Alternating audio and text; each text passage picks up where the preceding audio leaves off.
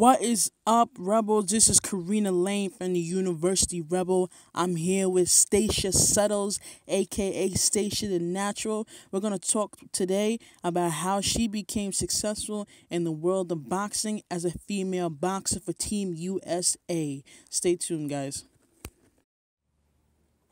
Well, after my freshman year of college, I was just kind of bored and I just wanted something to do, so I just decided to pick up a new sport and just get into boxing, and yeah.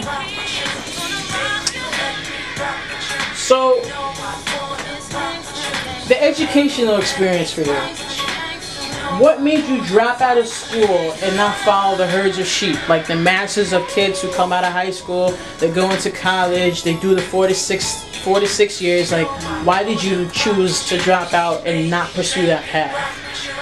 Well, originally when I went to school, I was going for pre-med, and soon I realized that I didn't want to pursue pre-med.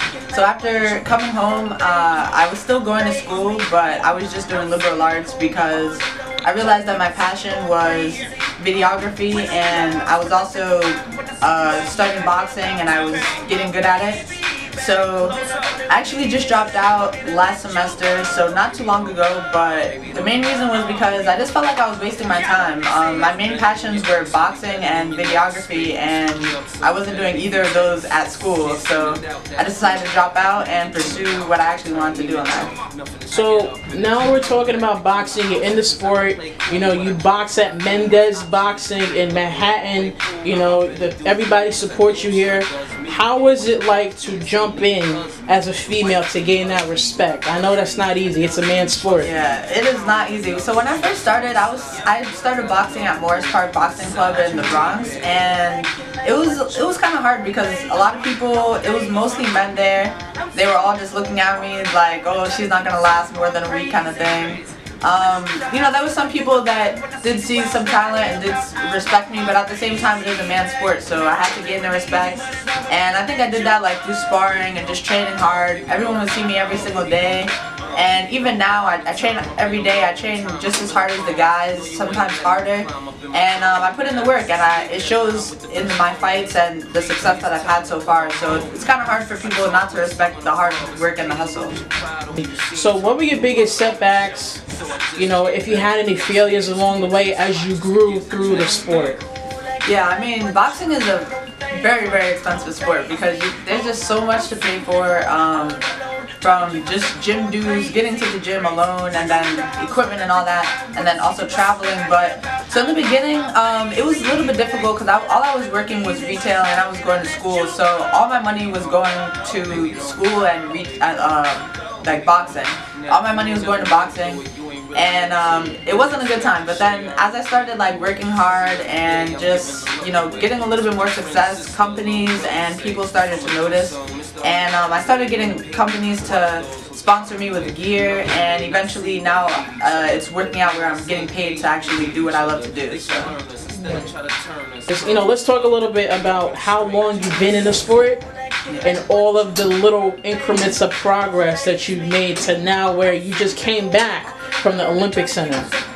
Yeah, so I started in January of 2014, which was just about 3 years ago, and I've always been like a natural athlete. I used to do like taekwondo and karate when I was younger, but never boxing. So when I started boxing, I did have a little bit of natural abilities, but talent is only going to take you so far, especially in boxing, but with any sport. So I just worked really hard, and eventually I entered my first tournament, which was the New York Golden Gloves in 2015, like about a year after I started boxing. And I made it all the way to the finals, but my first fight, I stopped a girl in the second round. My second fight, I beat a girl with at least 50 fights. And then my third fight, I fought a girl with like 3 or 10 years experience, but I lost to her, but that was just a great experience. I just wanted to see how far I would go in the tournament. Like, I wasn't even planning on going to the finals and fighting in the Barclays Center. So that was just crazy, and then that just motivated me to continue training. I just started training even harder and just pushing myself, and eventually I just started entering more tournaments. I entered the New York Golden Gloves again in 2016. I won that, and then I was able to go to the National Golden Gloves, which is in Florida, and that was in July. I made it all the way to the finals, but unfortunately I did not win, but that motivated me to enter another national tournament. So after that I just went to USA Nationals, which is basically the tournament that puts you on Team USA, makes you #1 in the country, and gets you traveling, and I ended up winning that tournament, which was insane for me. And yeah, now I'm on Team USA, I'm #1 in the country, and yeah, I get paid to do what I love. So you were the #1 female in the country for boxing? Yeah, for my weight class, 141. Okay, so, okay. Yeah. That's crazy. I mean, 3 years from being an amateur beginner, somebody never who stepped in the ring, Yeah. and now you're like the best in the country. I mean, it just goes to show that working towards something you're passionate about, you will make more progress faster versus struggling through something you don't want to do. Definitely. I mean, I made a ton of sacrifices. You know, from the stuff that I eat to just going to bed early and waking up early. Like, I see your face. You're just like eating. But yeah, I just made a ton of sacrifices. Even with going to school as well. It's just like, yeah, just a ton of sacrifices, and it's all paying off now, so, yeah. What was the feeling of dropping out itself? Like, how did you feel when you left the school system?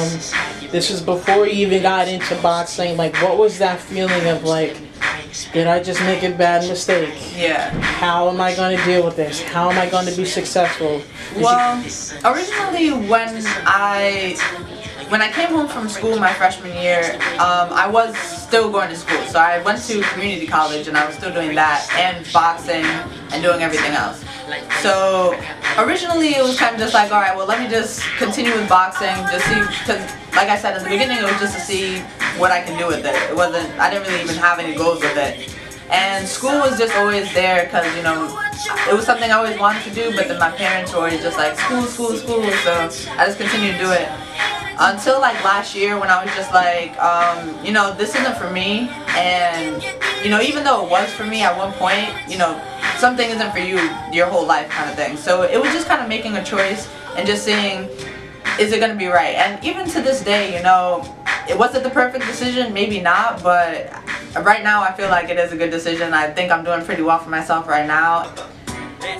What advice do you have for the young individuals in your situation, kids who feel like they should drop out of college to pursue their dreams, students who haven't been to college yet, who are not exactly sure what path they should take, people who have built themselves a career and they want to change and they're having a quarter life or midlife crisis to change their goals and dreams? What type of advice do you have for them to go for it?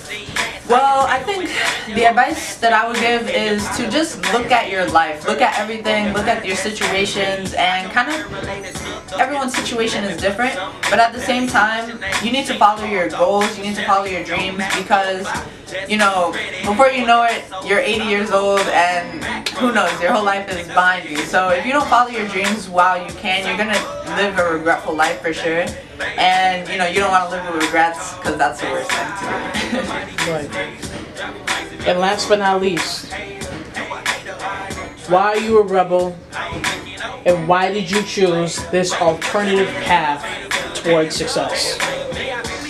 I mean, like we were saying earlier, success is different to everybody. For me, success is just being happy, living the life that I want to live, and I don't want to sit at a desk working a 9 to 5, a boring life, you know. That's just not the life that I want to live, you know. The life that I want to live is happy, traveling, doing what I love to do, which at the moment, what I love to do is boxing. I just love it, and I'm getting paid to box. I get to travel the world, and, you know, why would I give that up to sit at a desk all day and learn stuff that has nothing to do with at least even boxing? So, yeah. Thanks, guys, for watching. Stay tuned. Follow the University Rebel on Instagram, and make sure you're following Stacia Suttles on Instagram to keep up with her current progress as one of the best boxers in the nation.